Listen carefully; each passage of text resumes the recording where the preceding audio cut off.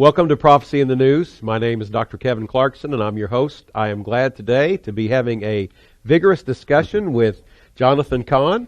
He is a Jewish brother who knows Jesus and is a pastor in New Jersey now. You call it Beth Israel, House of Israel? It's Beth Israel, and the place is called the Jerusalem Center. We're about 20 minutes outside New York City in Wayne, New Jersey. Yes. Tell us a bit about your ministry locally, if you could. Yeah, it's Jew and Gentile, people from all nations. It's literally United Nations of people. With a Jewish flavor, we celebrate the holidays. Very shortly, we're going to be sounding the trumpet. Oh boy! And it's prophetic, and it's right. It's right near New York City, but it's been. It looks like Jerusalem. If you go in there, does it really? The walls are. You have the gates of Jerusalem. You have everything. It's like you're in Jerusalem. Oh my! Yeah. Incredible. Yeah. Maybe I'll get to visit sometime. That'd be wonderful.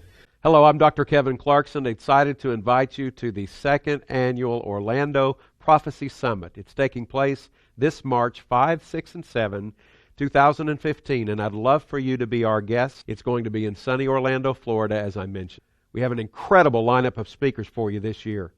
The New York Times best-selling author Jonathan Cahn will be there, and his brand new book is breaking the record set by his first book, The Harbinger. And Bill Solis has made the forgotten prophecies of the Bible come back to life. Psalm 83 and Jeremiah 49 are prophecies that were written for our times.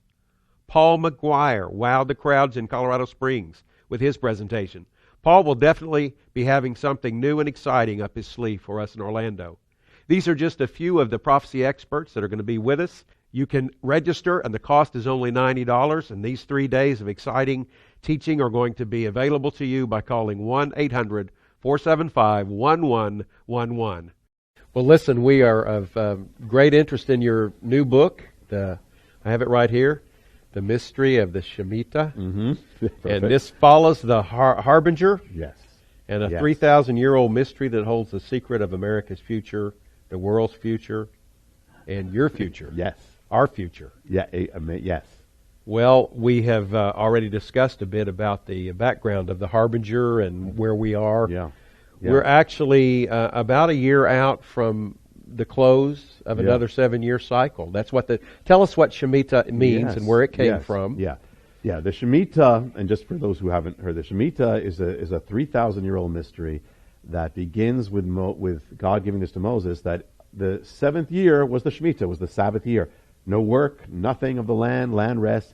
On the last day, Elul 29, last day, kind of all builds to a peak. On the last day, you have this financial wipe out, all debts, all wiped out, and the Shemitah was to be a blessing, but when Israel turned away from God, it became the sign of judgment on a nation that had driven God out of its life, that strikes the financial realm, and it wipes away, and it can even wipe away physical realities and nations. In 586 BC, judgment comes.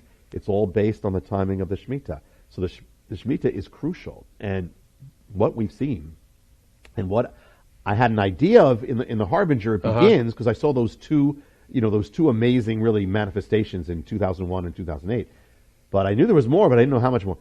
This mystery has been affecting everything, everywhere, all our lives. We can look at our lives and you can see that the Shemitah has been affecting everything from the financial realm, the rising and falling of the stock market, of the economy, of nations, the rise of America, fall of America, what may be, the world wars, global cataclysms, end time prophecy. It's the key of the timing, and it's amazing. As I've been learning more about this, I thought, boy, if we can connect the dots, and then I realized we're connecting the Shemitahs. Yeah. Because something significant, it seems to be happening at every point. And I don't know if your research told you economically or any economist weighed in on this. God must have had a purpose in letting them reset their debts every 7 years, resetting their credit. That would have been positive. It was positive. I do know, and I don't know much about it, but I do know that when home mortgages were first rolled out in early America, they were for 7 years. I heard that. They were based on Scripture. I heard that, yeah, and I heard the interesting thing, I'm going to throw something in that's not even in the book, but one of the things is there are certain times when the manifestation of the Shemitah in the behind the rise and fall of Wall Street or the economy, and we talked about other ones, that it's amazing, their time to that. But it's stronger in some periods and lesser in other periods. And the interesting thing is that, okay, why is it stronger here, like the Great Depression and all that. And then in the last 40 years, and not and Was there a pattern? Well, here's the amazing thing: a financial analyst came to me, showed me a graph, and the thing is that there's something called it's the debt ratio, and what happens is when you have more debt. Remember the Shemitah wipes away debt. Right. When you have more debt, the debt ratio in America, the Shemitah, the manifestation becomes more intense. When you have less, it's less. And so our debt has been continually rising and rising. Well, and so what are we watching? What are we are headed for a Lulu. we are watching that. We said before how the phenomenon 2001, 2008 has been getting more and more intense. So it's so perfect. I mean, that's exactly what the Bible says. I believe in 2008 our national debt was near maybe 5 to 6 trillion. As we approach this coming one next fall, we'll be up to 17, 18 trillion. That's right. That's right. That doesn't portend good things. Doesn't portend good. Yeah.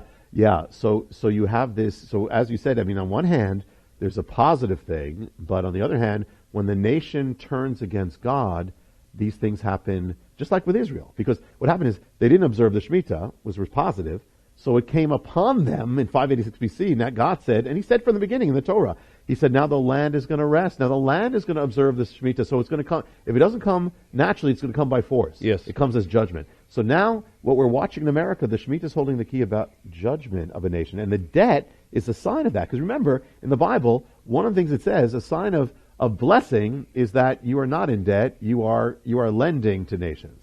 But if you turn away from God, God said to Israel, you're going to be in debt. In debt. America turned from being the greatest creditor nation to the greatest debtor nation. That's right. So and the Shemitah, and that began happening in the 1970s, didn't it? Well, you have two things. In the 1980s, it shifted. That shifted. In the 1970s, around 72, 73, where we taught, which was also a key year, that's when the debt ratio explodes. Explodes. Yeah, and that's what I mean. And that's where the Shemitah gets more and more intense, and linked to not only the economy, but even again the very landscape of nations. When we're talking about the potential of America falling. I mean, yes. One way or the other. Yeah. So here we have another one upon us, and we're seeing behind all of this the hand of God in How ways precise. that humans can't control. Yeah, because too many variables. Exactly. Billions of trades every minute. That's it. On computers. Yeah. And no man could direct this. Nobody. No government could direct this. No conspiracy could direct it, because this is every transaction in the world pretty much. Yes. And every whim, every hunch that someone has, sell, buy, sell, and it all converged 2001, converges on the greatest crash happens on the exact day appointed for over 3,000 years, down to the second. And that's the last day of the year, the 29th. 29, the day of nullification, when the financial realm is wiped out. The peak of the Shemitah comes the greatest crash in American history. And then, as we saw, 7 exact years, biblical years later, comes the other greatest crash. Exactly down. I mean, and Kevin, this is down to bell to bell. This is down to, talk about precise days, hours, minutes, and seconds. And I might remind our viewers, and you refine it if you want, but basically a biblical year is slightly different because it's based on a lunar cycle. Yeah, it's a lunar solar cycle, but yes. So it's not, for instance, the Shemitah reaches its peak in 2001, a 7-year cycle, on September 17th, 2001. And that comes the greatest crash. That's a Lul 29. Right.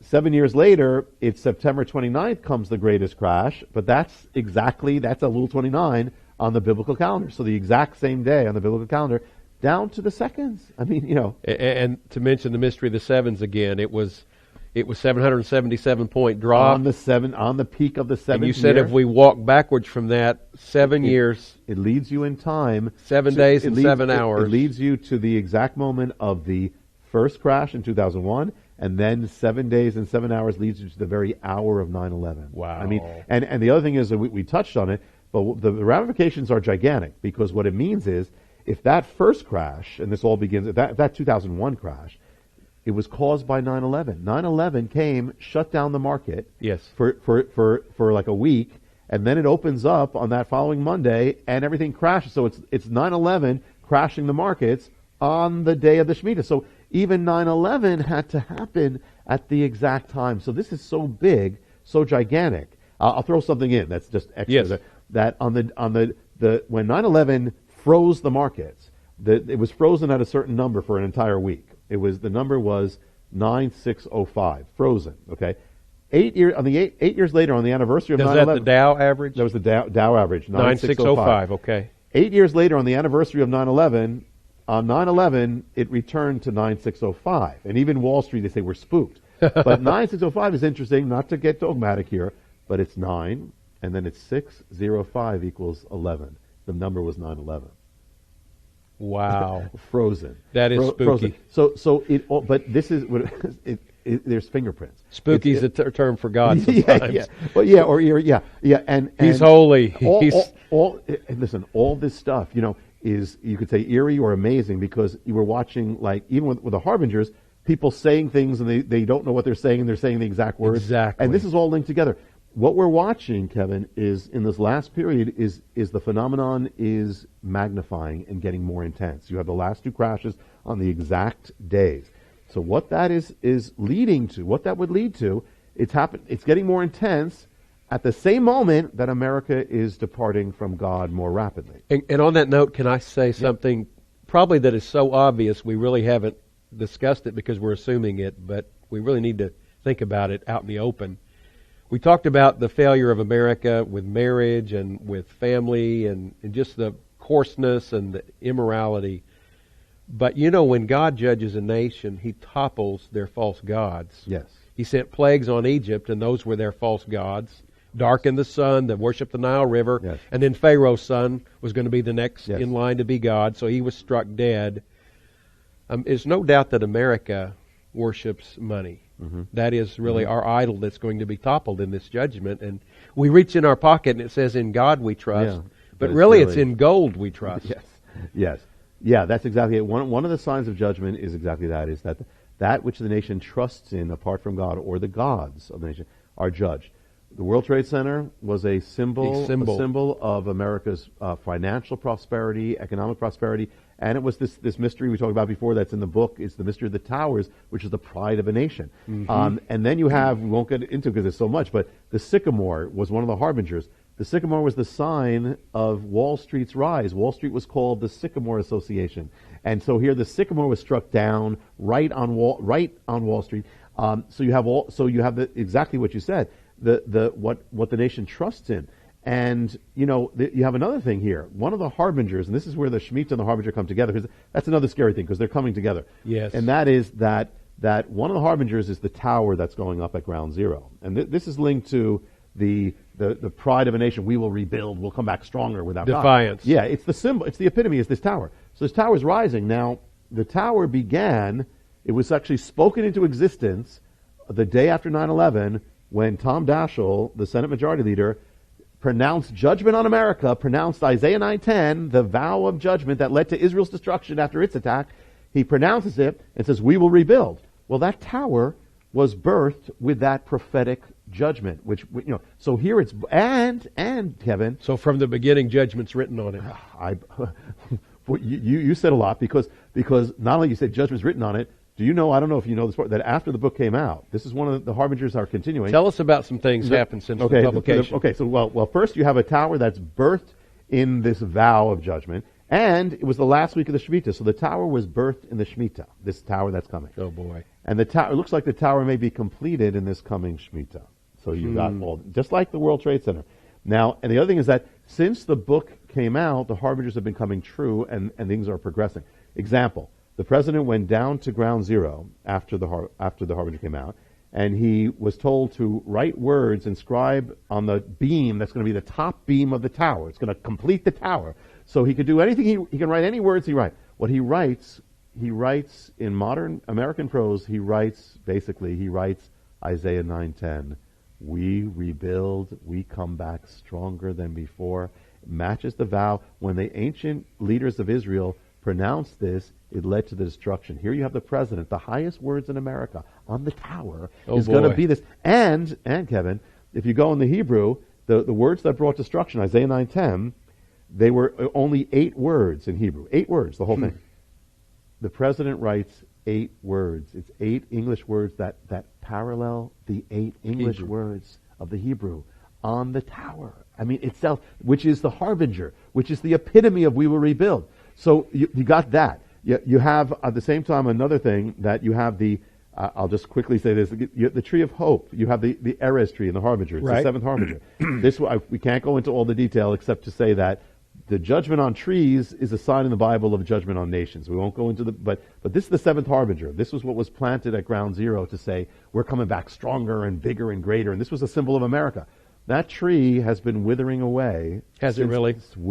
Withering away since it, and Kevin, and just this last season, the tree of hope representing America was destroyed, was cut down, was destroyed, gone. Wow, how symbolic! And it was destroyed on a Hebrew holy day, and from what I was told, it was the day that led into the first blood moon. Is this in your new book, or are you going to have to write a third book? Yeah, well, there's another book. There will be another book, but some of this is coming. And here now, speaking about the one that's coming, and that's why one of the reasons the Lord led me to write this is because we are coming to this, and I believe we need to be prepared. And we are entering now, at the time of this broadcast, the beginning of this next Shemitah. Yes. And the Shemitah, now the general pattern, again, I give two cautions. One is, God doesn't have to do anything, and He doesn't have to do it when we think He's doing it. On the other hand, God could do it as He's done it. And we're in the last week of the 6th year of this present Shemitah. Yeah, as we are recording. As we record next week, I'm going to sound the trumpet in New Jersey, and it's going to begin with the Feast of Trumpets. The Shemitah is going to begin. When people are seeing this, it's just begun. Right. Now, generally, the pattern is that at the beginning, you don't notice anything. The last two, you wouldn't notice it, yet things were happening. Wall Street changed its momentum. You wouldn't have noticed, but it was the beginning. But the general pattern, if something's going to happen during this time, is that it's the end of, it always reaches its peak at the end, which is, as you mentioned, it's September of 2015 or autumn of 2015. Uh-huh. And that's the period where in the last two, you have the exact crashes, and then you have this period after that. So the thing is that we're leading to that period. Now, people ask about the blood moons. Now, to say this, and not to get dogmatic, right, but it's interesting, and Mark Biltz would say, it doesn't have to, but it's interesting. The period of blood moons, the first half year have already gone. So what's left now is a year. The year that's left is the Shemitah. It's the Shemitah. So the Shemitah and the blood moons are happening at the same time or overlapping. Yes, they are. But here's something else here. There's something about, and again, we're not getting dogmatic. The Bible, God talks about, I will darken the sun. Now, it's one of the signs of judgment. Now, of course, there are solar eclipses, natural things. It doesn't mean that everyone means a judgment. However, it could signal things at times. Now, what happens is, if you look in the 2015, there are two solar eclipses, two darkenings of the sun. Each one will mark the Shemitah.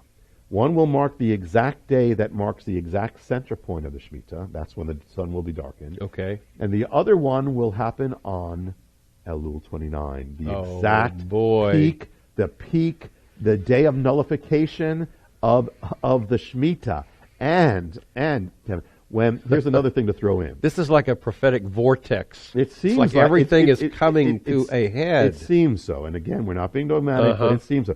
But here the thing is that when the tower in 2013, the tower, they put the spire to complete the height on the tower.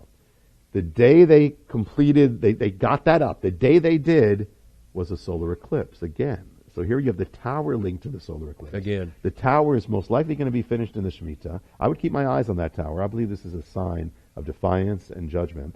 And then we have all these convergences, all these things coming together at the same time. Now here's another interesting thing. September, the day when Elul 29 comes this time, it's on Sunday. So the stock market's closed. So the stock market can't do its crash.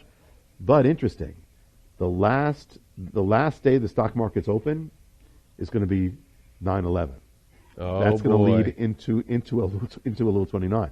Now I'll say something else. I'll say this: whether something happens during this year of Shemitah or not, and again we touched on this. I'm not one who sets dates, but in this book I do give all the dates, and I do want people to be ready in the mystery of the Shemitah. But the thing is that I do believe a great shaking is coming to this nation. I believe it will strike the financial realm, the economic realm, and it will be even bigger than that. Like 9/11 happened, it wasn't originally economic, it was a terror attack. So I believe there's going to be even greater than economic and financial, but it will affect all these things.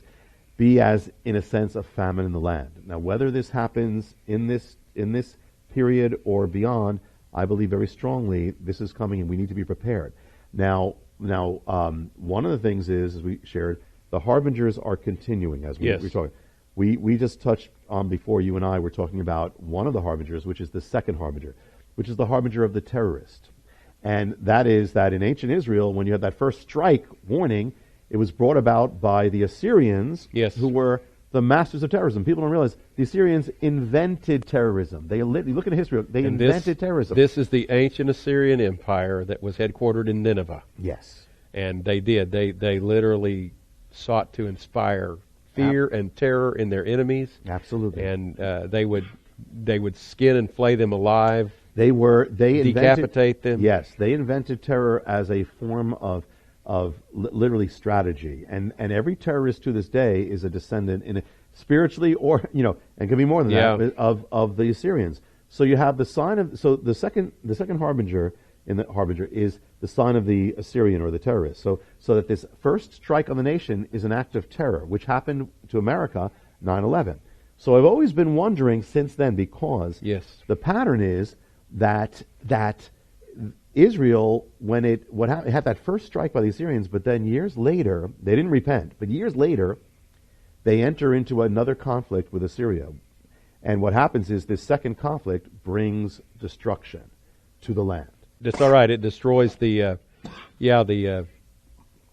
temple of the northern kingdom, Samaria, and they are deported and carried away. Yeah. So you have the same people who brought the first strike of terror. They are the ones, the nation gets into another conflict, and they bring the calamity. Well, so I'm watching, is America going to be involved in another calamity, another thing there? Well, just recently, I was in the Capitol. The Lord called me to speak to members of Congress. The President made a speech that night. He announced we are going to war with ISIS.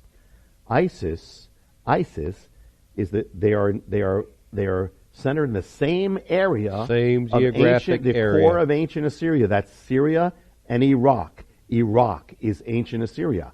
They just took over Mosul, which is Nineveh. Yes, they are already being likened like no other people to the ancient Assyrians. They are bloodthirsty. They inflict terror on their people.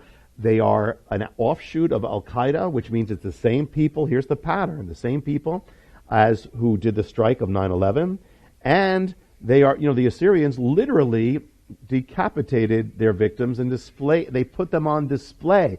ISIS decapitates their victims, puts them on display in social media, just like what the Assyrians would do to this day. Inspire terror. Yeah, so here we are. It's a bit chilling. We are now entering the second part of this, and they are terrorists.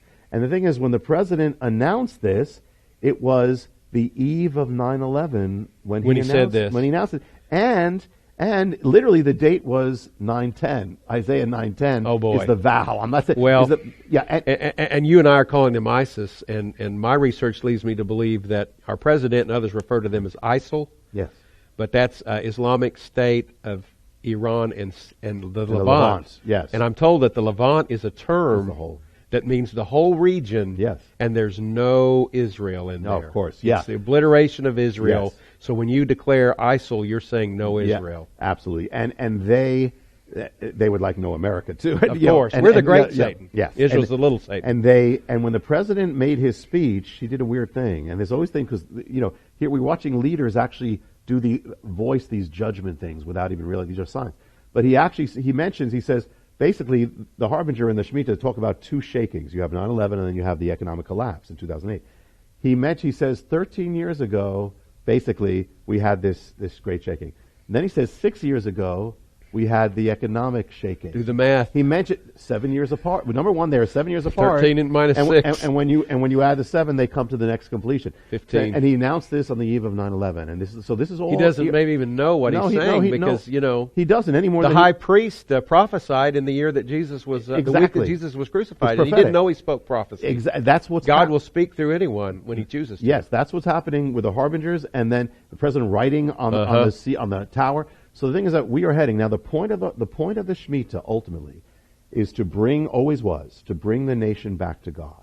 That's the Amen. point. It's a shaking where everything else is shaken. Everything else the nation trusts in is shaken, and it's to bring the nation back to God. I believe a great shaking is coming, but the point of it is to bring the Amen. nation and all those who will listen back to God. That's why I wrote the book. And things are coming. And it is a word of hope, Jonathan. Ultimately, and I thank absolutely. you for that word of hope. Oh, and thank you. I want to say to all of you, we do have a book offer. You can get this wonderful book, The Mystery of the Shemitah, and we're throwing in a bonus DVD of an 89-minute presentation Jonathan made about this topic, and that can be yours for $16.95 plus shipping and handling. And you call the 800 number on your screen, or you can get on the website, bookstore, and order it. Also, if you haven't read The Harbinger, we put this all together in one deluxe package for $29.95 plus shipping and handling. So please take advantage of that. And you know, as our time begins to come to a close here, I do want to end on that word hope. The ancient nation of Assyria was ultimately destroyed by God, but one generation prior, God sent a prophet named Jonah. And he had a simple message: 40 days and Nineveh will fall. And we joke sometimes, we'll see somebody on the street corner with a sign that says turn or burn. Well, Jonah had a sign that just said burn, baby, burn. But you know, they didn't know, but they turned. The king of Assyria, brutal though he was, heard the voice of God, and he repented, and he called his people to fast and pray. And God spared them. Now, he didn't spare the nation ultimately, but he spared a generation. And God will deal with each generation at a time. And even though he has a timetable, only he knows the mystery of that timetable. There is hope. And you know, as we have quoted these verses to you from Joel 2:30 about the sun being darkened and the blood moon, I want to remember that those verses were pulled out by Peter on the day of Pentecost. When the church launched forth and the ministry to the nations began, Peter chose that very passage, and he said, what you're seeing here is that, this is that. God said, I'll pour out my Spirit on all flesh, and your sons and daughters will prophesy, your young men will see visions, your old men will dream dreams, there will be signs in the heavens above, they will be shaken, the sun will be darkened, the moon will be turned to blood. But then he said, and whoever calls on the name of the Lord shall be saved. So the church age was birthed in this very prophecy of the blood moon and the shaking, and it's going to end that way. But until that comes, if you call on the name of the Lord, you may be saved. Till then, this is Kevin Clarkson with Prophecy in the News. Let's keep looking up.